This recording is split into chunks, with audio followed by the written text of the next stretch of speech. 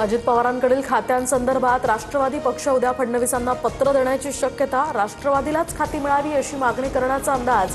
तर दादांकडे क्रीडा उत्पादन शुल्क आणि अर्थ खात्याची होती जबाबदारी।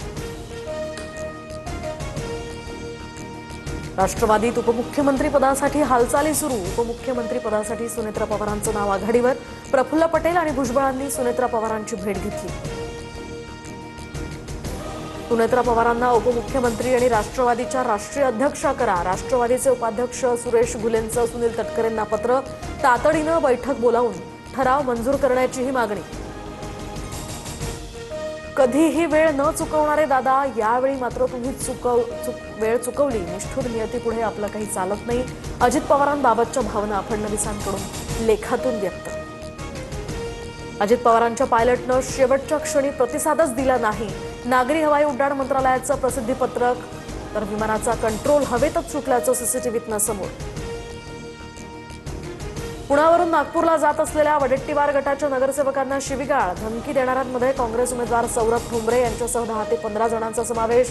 1 जण ताब्यात तर 6 जणांविरोधात गुन्हा दाखल। रायगडच्या म्हसळामध्ये शिंदेंच्या शिवसेनेचे 7 नगरसेवक अपात्र। राष्ट्रवादीमधून शिवसेनेत प्रवेश करून पक्षादेशाचं उल्लंघन केल्याचा ठपका।